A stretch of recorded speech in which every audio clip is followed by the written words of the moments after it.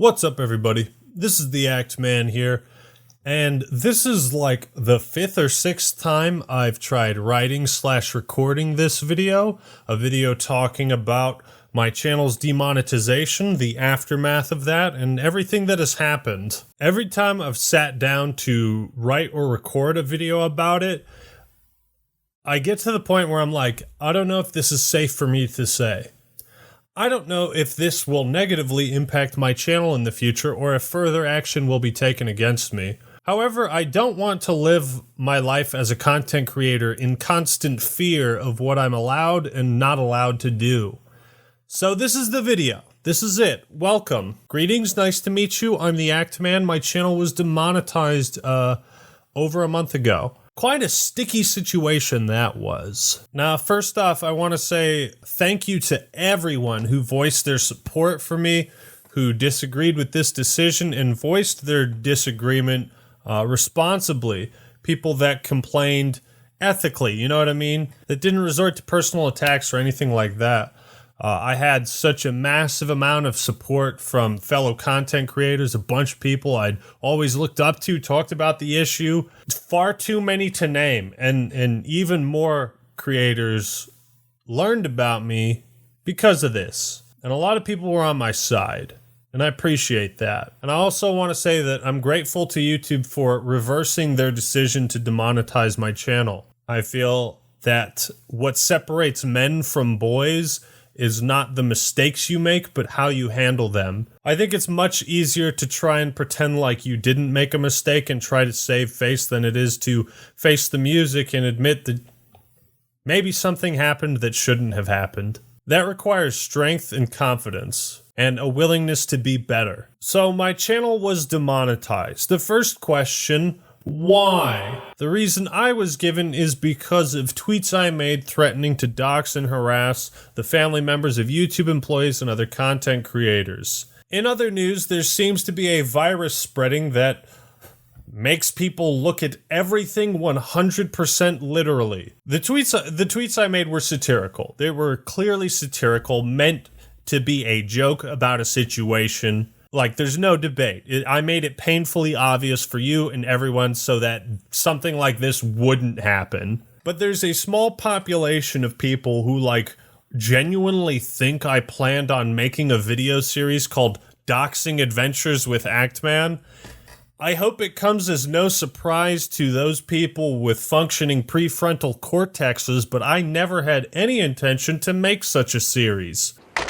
What? Shocking, I know. So what was the point of those tweets? What was the joke? Well, the joke was, here's an instance of a content creator that has openly admitted to harassing the family members of a content creator and posting that content on his YouTube channel and making money off of it. This has been brought to YouTube's attention, and they have decided that this action does not violate any of the community guidelines, and therefore no action will be taken against it. This is an undisputed fact. That was YouTube's decision.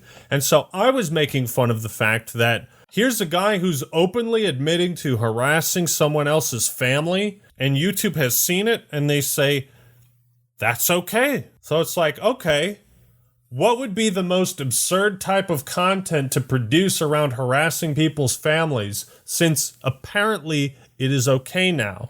Well, doxing and harassing YouTube employees' families and other content creators' families. Little did I realize the satire would become reality when YouTube decided that joking about doxing is far more serious than actual doxing. I brought to YouTube's attention the fact that this creator had posted the phone numbers of other creators on his community page, and I gave them screenshots. I provided them with the person who was doxed, who could testify on their own behalf about it, and I have heard nothing back on that matter. Now, some people have said, well, Actman, what this other content creator did to your family wasn't doxing.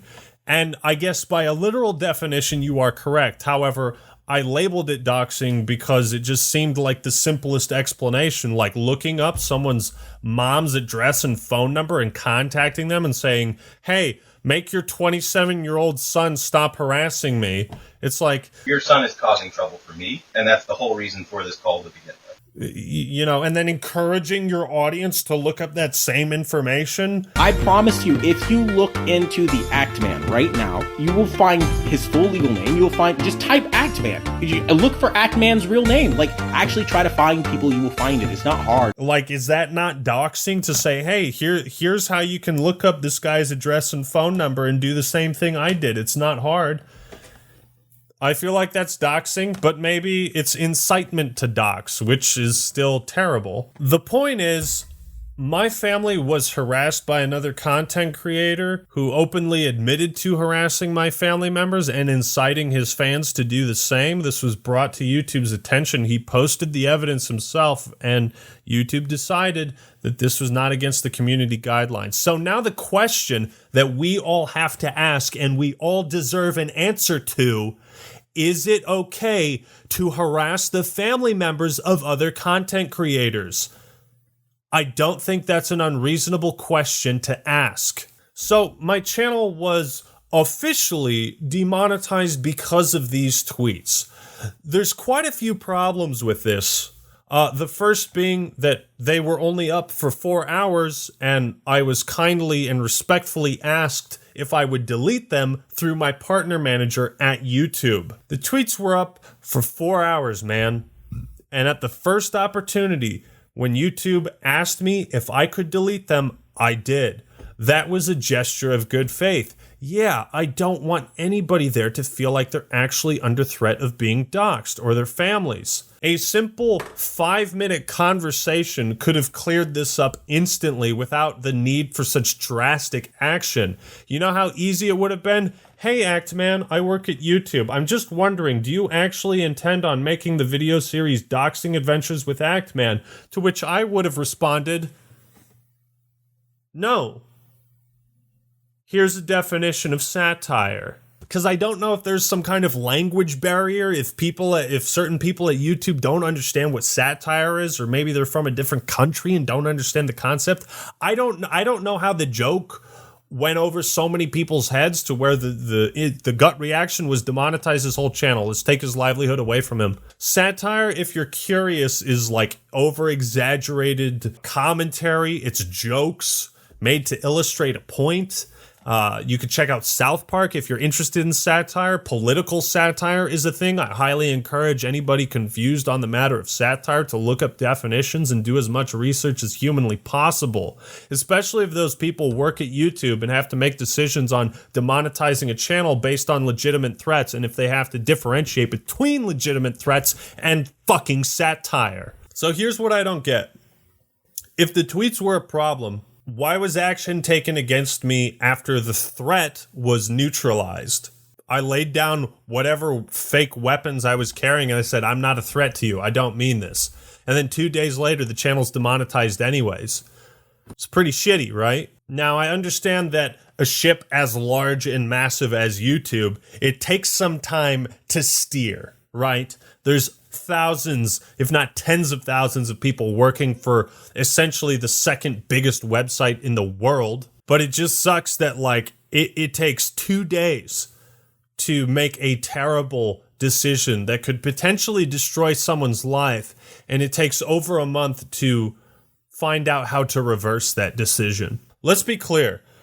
The first and only community guideline strike I have ever gotten was over 5 years ago in the Feminists and SJWs versus Video Games video. Now, if I had a chance, I'd go back and I'd rewrite certain parts of it. I'd say things a little bit differently, but overall, like, the video doesn't violate community guidelines. And at one point, it was hit with a strike, at which point I reached out to a trusted flagger who got the strike removed and the video reinstated.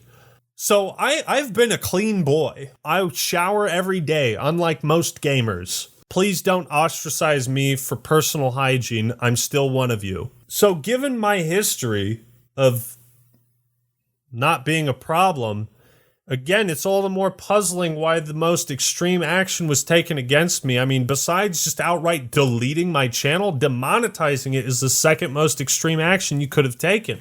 I still don't understand it. This is the thing. What scares me is I still don't know the exact reason why my channel was demonetized or the Dark Age of YouTube video was taken down and given a strike.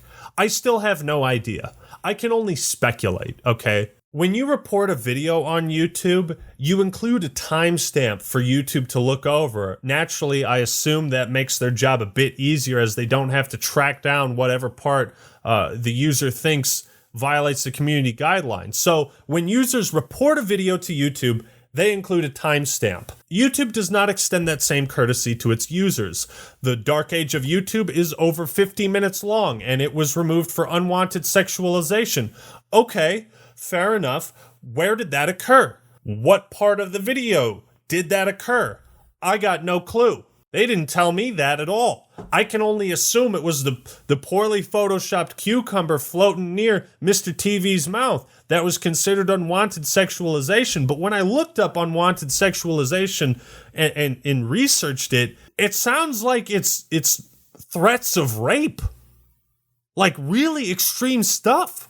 Unwanted sexualization does not equate to a cucumber floating near someone's mouth. To me, it seems like, and I can't say this for certain, but it seems like someone at YouTube was really, really, really, really pissed off at whatever I did. They either took the jokes seriously or intentionally misinterpreted them and gave no quarter. There was no like, hey, are you serious? There was no conversation had. It was just, nope, you're gone. Maybe you'll come back. Who knows? And can you imagine the paranoia that creates? It's like those first few weeks, dude, fucking sucked. My entire concept of life and reality was just flipped upside down. I didn't know if I was going to get my channel back. I didn't know if I was going to keep making YouTube videos, the thing I've been passionately doing and putting so much love and effort into over the past 6 years. I didn't know if that was all just taken away from me in the snap of a finger, just Thanos out of existence because of a satirical joke tweet I deleted 4 hours after it was posted because people who made this decision asked me to.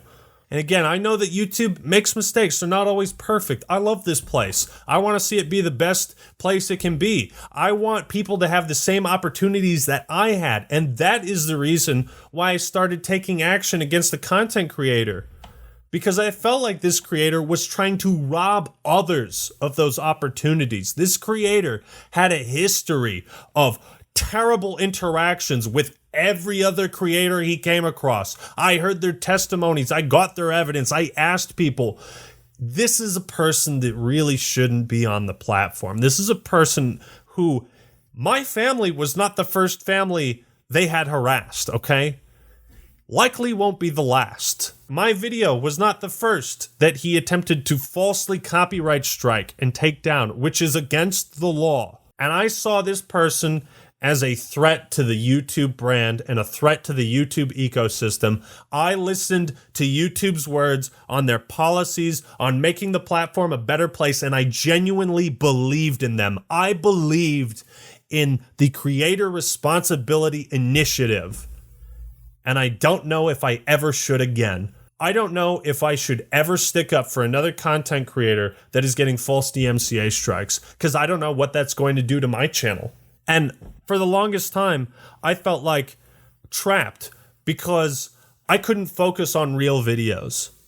And I realized I'm just ranting. This whole video is just going to be a rant because it's better to be unscripted and just be natural. But like, I would sit at the computer, I would look at the script, and I would look at my editing software, and I would just think, I want to do anything else.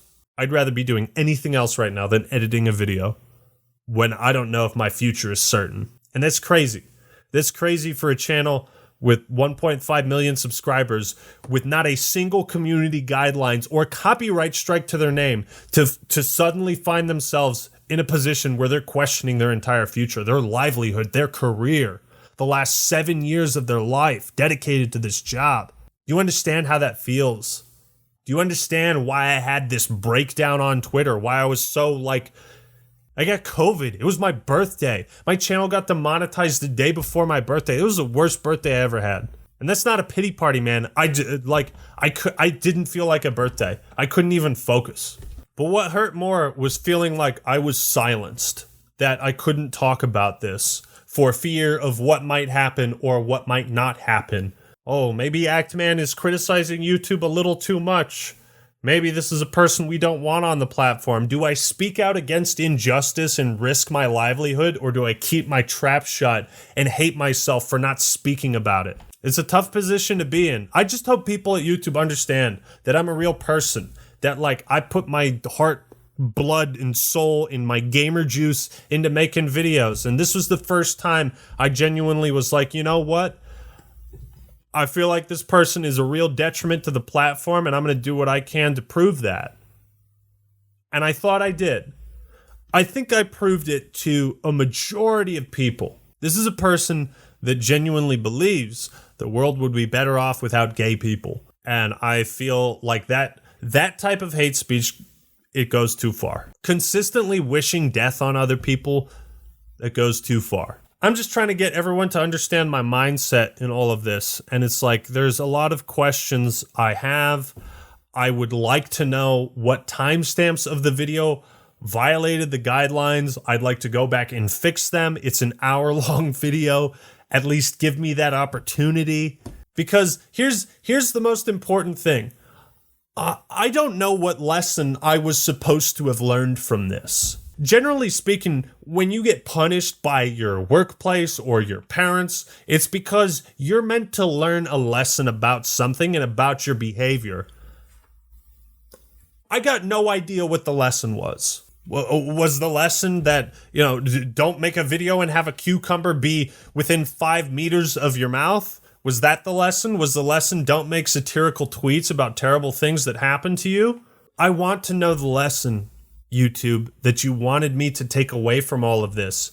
And I just, I want to work with you guys to help make the platform better. I see a lot of areas for improvement. That doesn't mean I will ever stop posting videos or that I hate you. It's just that, you say you want to protect smaller creators and you want to empower people and everyone has a voice. I don't want to doubt that. I don't want to doubt your words. I believe those words, and I hope you genuinely do too. Using copyright strikes to silence criticism, to attack users, and to take down legally fair use videos is terrible. And it's something that YouTube should do something about, because the only alternative is legal action, which is most of the times flat out not worth the time, patience, money, and energy for your standard content creator. So I'm making this video because I knew I had to talk about it at some point. I felt like I've gathered my thoughts. I hope if anybody at YouTube is watching this, I hope you've watched through to the end. Realize that I'm a real person, man. I didn't mean nothing by those tweets.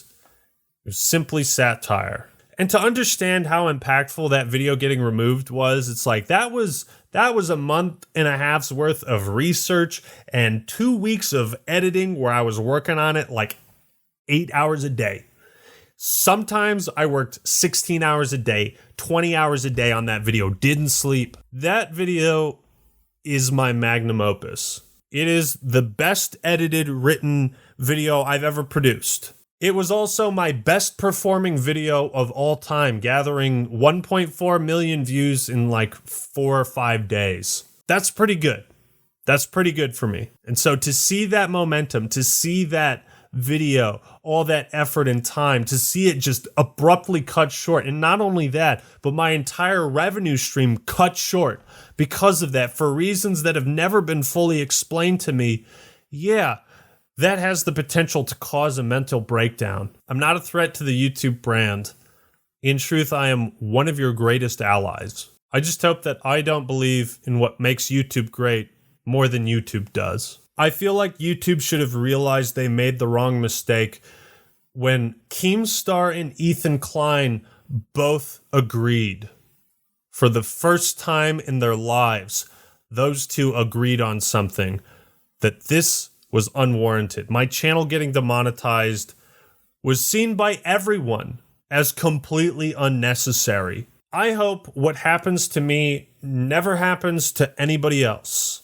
I don't think people should live in fear or feel paranoid about criticizing YouTube because of what might happen to their career. I don't want other creators to feel like their families might be hit in the crossfire because YouTube won't pursue action against people that harass them. I don't want to feel like that. I don't want YouTube to be a place like that, and I will always stick up for what I think is in YouTube's best interest. And mine as well. Like I said, I'm not your enemy. I'm one of your biggest supporters.